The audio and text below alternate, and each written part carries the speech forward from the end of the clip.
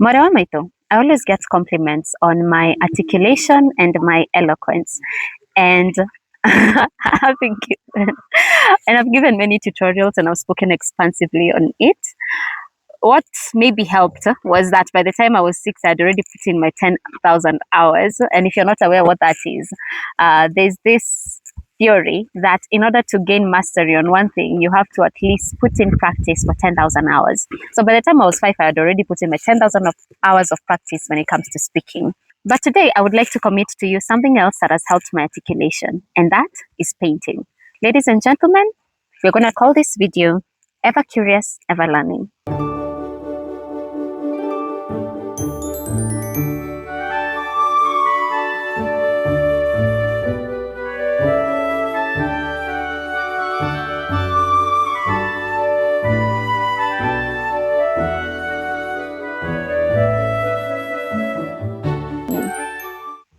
So of the many pursuits that I have come to learn that they are all integrated.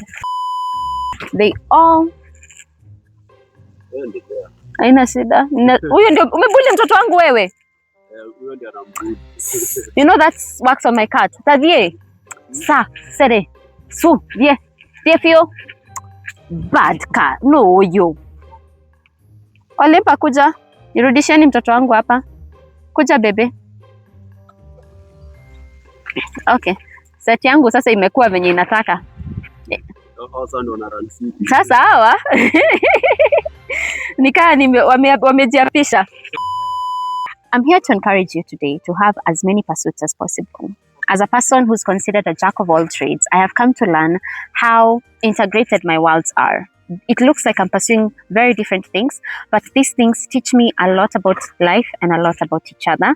And I am going to hopefully communicate that articulately to you today. We're going to start with painting because that's what I postulated as what helps me when it comes to my articulation. So you've always had the theory of a picture speaks 1,000 words, or paint me a picture with your words and all that stuff. And it's easier said than done, to be honest. But as a painter, when you go through the process of imagining a thing, then laying the background, then putting on blobs of shadows and highlights that only you can see, no one else, even at this point of the creation, no one else can see and understand what it is you're trying to make. And then after doing that, you're back in with your fine brush and you're creating more definitions, and then eventually you're going to define your highlights and your shadows even better before going back in with the finest brush to put in the final details that everyone can finally perceive what you've been working on. So having done that over and over again, that is how I speak. I will start with a general setting, almost going nowhere, and then I go back in with blobs that no one can understand, and then go back in with shadows and highlights, and then finally the defining touches that everyone can finally discern. Beyond articulation, painting helps my tech skills. If you've seen my portfolio, very few people have seen it. I don't share it a lot and it's not public, but my portfolio is an artist haven. And I remember when I was creating it, I went into it as a painter. The groundwork, and then brick by brick, putting in the pieces that everyone finally appreciates today. So that's number one, painting. Hi baby, you're back. Come here. Maybe Bora, don't pose in front of me. Okay, sweetheart. Okay, come kula from here. Now how will you be helped? Huyu anataka kula bag yangu. Huyu mkora huyu. Anataka kula tablet yangu, huyu anataka kunimaliza. So number 2, we have the piano and the guitar. I got tired of playing the guitar because I failed at chord switching. And I thought that when I get the piano, I'm completely going to put this down kabisa.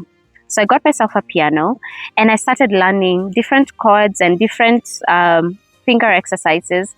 And any person who plays the piano, you understand that the hardest part as a beginner is coordinating what your right hand and your left hand are supposed to be doing, because they do different things at the same time. But I realized that if I lock in and repeat the same thing over and over again and not count my mistakes, but just have my eye on the prize, eventually I got my crisp chords. And then that had me thinking, what if I go back, but with the same strategy? And I went back to the guitar with the same strategy. put my head down and start playing the chords over and over again, not counting my failures. And let me tell you, ladies and gentlemen, I've not been able to put down my guitar ever since. So the piano led me back to the guitar, and it's with that understanding. That understanding not only affected how I play the guitar, but it also affected how I crochet and how I learn languages. Because I realized that I was this close to getting it when I gave up on the guitar. I was this close, but because I was so obsessed with how hard I'd perceived it to be, I walked away from it. The next thing is crocheting. Like I said, I learned quickly that when I walked away from the guitar, I was this close to mastering it before I gave up. I was practically this mean. And when I walked away from crocheting, because the thing with all these pursuits, I am not actively giving everything 100% of me all the time. It means that when I'm heavily honed in on this, something else is suffering. So when I'm letting this suffer and I'm learning this other thing often takes me back to that. So what crocheting taught me was how simple these things actually are. My crochet syllabus is this: learn how to chain, then learn how to make a square. And after you've learned how to make a square, explore multiple stitches so that you can make different squares with different stitches, and then explore all the projects that you can make. Start with the simple ones that require squares, like cardigans and kimonos and even hats. It just requires, it's a rectangle that's just pulled together. Sweetheart, it's a rectangle that's just pulled together.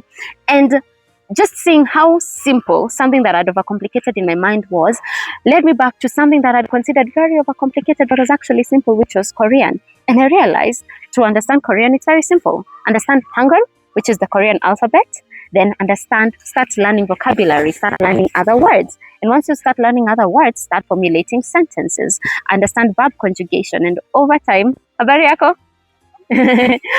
And over time, you're going to grow in the field. So crocheting led me back to Korean. Lastly, we have instruments and vocals. So I have a tolerable voice. I am not vocally trained, regardless, I love singing. And when I started playing instruments, especially the guitar, and then when I started getting the guitar kidogo right, I realized the importance with which basically it made me understand my voice as an instrument. That my voice, we have different instruments. We have stringed instruments, we have whatever drums are, and we have wind instruments. These are the tubas and the saxophones and the trumpets. And I started viewing my voice as a wind instrument, basically. And the same strictness with which I had to make sure my chords were crisp, my notes were crisp, whatever it is I'm doing here, that's the same strictness I had to apply with my voice. So when so instruments made me start seeing my voice as an instrument, and that is what makes the difference between a vocalist and a singer. Lastly, I know I'd said lastly before, but this is lastly, I'm sure, Kalamba Grimi, true of God. Huh? True of God. Kalamba Olimpa. So the last thing is touch typing. So as a person who had to teach myself touch typing in my adulthood, the dexterity my fingers have when it comes to, because of playing things like the piano and the guitar, have helped me so much even when it comes to the keyboard, because I'm like, now I comprehend. When I was starting, I thought it was so impossible that I could just be ta-ta-ta-ta-tying my keyboard without looking at it. But now, because instruments exist, I have quickly learned. Because instruments exist, I have quickly learned that it is entirely possible that I can be playing something without making eye contact with whatever it is I'm playing. So instruments have also helped me as a touch typer. Things. Why, guys? Why? Kidogo tu. Tumegongana hedi ya magoti. It's okay. In all these things, Mwarî Maitû, I implore you to prove yourself to yourself. Basically, to test yourself in terms of capacity and determination and strength. Do it all. Do it now. You have the time. We are not promised freaking tomorrow. Who said you have to be a master? Is at least I'm panicking when they start running because these things are heavy. Wakinikanyaga nimeisha. Increase your Europe. Don't eat my bag. You're eating my bag. In all these things, I encourage you, number one, to prove yourself to yourself. Test yourself in terms of your strength, in terms of your capacity. I don't want them to step on me that I'm flinching. They're very heavy. Akiza nikanyanga hivi, you won't hear from me in a while. To prove yourself to yourself in terms of capacity, in terms of strength, in terms of determination. You are young, you have the time, do it all. You're postponing it for who, for what, for when. Number two, to help your mind. So new experiences improve your neuroplasticity by creating new neural pathways in your brain. So you're helping your mind the more you expose yourself. And lastly, Maitû, I encourage you to do it all, do it now, and I leave you with the words of Bob Ross. Okay, people continually say, I can't draw a straight line. I don't have the talent, Bob, to do what you're doing. That's baloney. Talent is a pursued interest. In other words, anything that you're willing to practice, you can do. And this is no exception. But it's like driving a car. At first, it's a little difficult. You have to learn how to make your hands and your foot work together. Same thing. Once you have the technique down, all you need is a dream in your heart and a desire to put it on canvas.